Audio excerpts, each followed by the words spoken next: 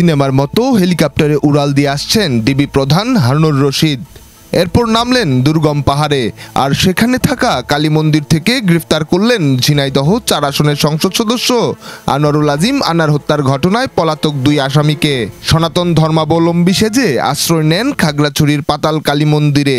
সেখানে তাদের আসল নাম পাল্টে হয়ে যায় পলাশ রায় ও শিমুল রায়, আর এই পরিচয়ই মন্দিরে কাটিয়েছে ২৩ দিন। ডিবি প্রধান হারুন জানান, গ্রেফতার দুজনের আসল নাম ফয়সাল ও মুস্তাফিজ। আরও যে ২ ব্যক্তি অগ্রণী ভূমিকা পালন করেছেন, তার মধ্যে একজন হলো ফয়সাল শাহজি, আর একজন হলো মুস্তাফিজুর রহমান, যাকে আমরা গতকাল দুর্গম পাহাড়ি এলাকা, উঁচু নিচু পথ, ফটিকছড়ি, ভোজপুরি এবং সীতাকুণ্ডের মাঝখানে একটা পাহাড়ের এক পাদদেশ থেকে তারা লাল ধুতি পরিহিত অবস্থায় সেখানে শুয়েছিল।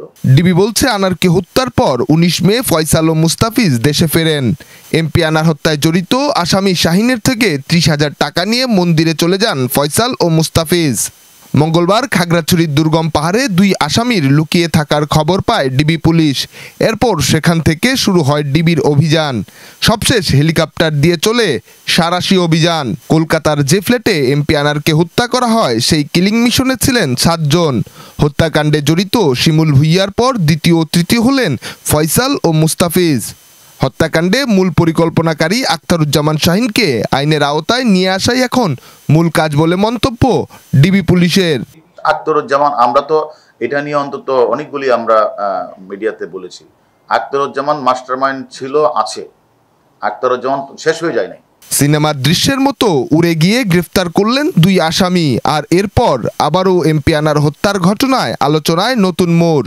কোন পথে যাচ্ছে এমপি আনার হত্যাকাণ্ড? কেবল অভিযানই চলবে, নাকি চূড়ান্ত তদন্ত শেষে জমা পড়বে তদন্ত প্রতিবেদন? নিহার সরকার, অঙ্কুর, দেশ রূপান্তর।